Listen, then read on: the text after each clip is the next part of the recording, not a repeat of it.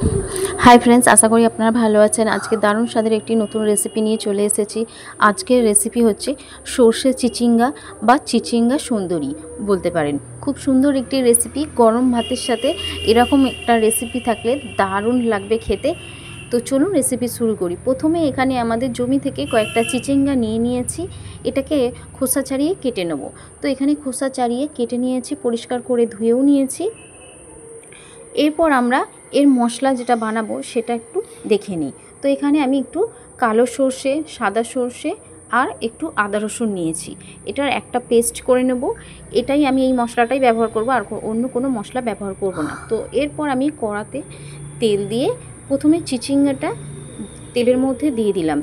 এটা এবার ভেজে নেব, একটু লাল লাল করে ভেজে নেব। এখানে কিন্তু কোনো রকম নুন হলুদ আমি ব্যবহার করিনি এখনো পর্যন্ত।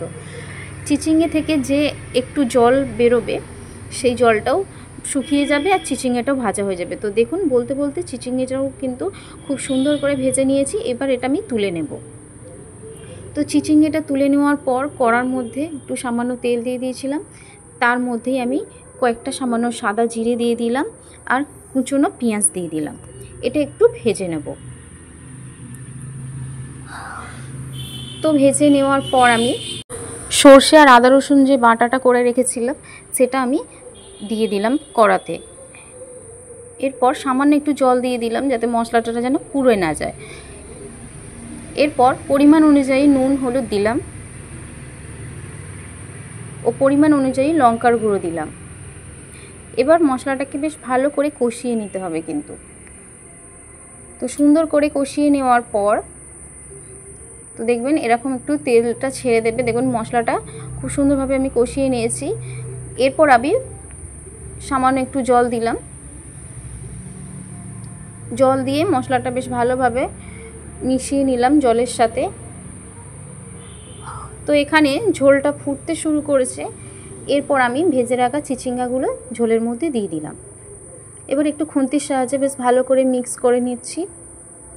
এটা 2 মিনিটের জন্য রান্না হতে দেব। এরপর আমি একটা ঢাকনা দিয়ে ঢেকে দিলাম।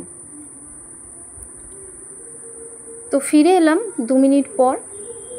তো দেখুন জলটা কিন্তু অনেকটা শুকিয়ে গেছে, দেখতেও কিন্তু অসাধারণ হয়েছে। কালারটা কত সুন্দর এসেছে দেখুন। এরকম যদি সর্ষে চিচিঙ্গা বা চিচিঙ্গা সুন্দরী গরম ভাতের সাথে পড়ে দারুণ লাগবে খেতে। মনে হয় এক থালা ভাত খেয়ে নিতে পারবেন এরকম। তো এখানে আমি একটা প্লেটের মধ্যে নামিয়ে নিয়েছি। এই চিচিঙ্গা সর্ষে বা চিচিঙ্গা সুন্দরীর রেসিপিটি যদি আপনাদের ভালো লেগে থাকে তো অবশ্যই চ্যানেলটিকে সাবস্ক্রাইব করবেন, সাথে লাইক কমেন্ট শেয়ার করবেন।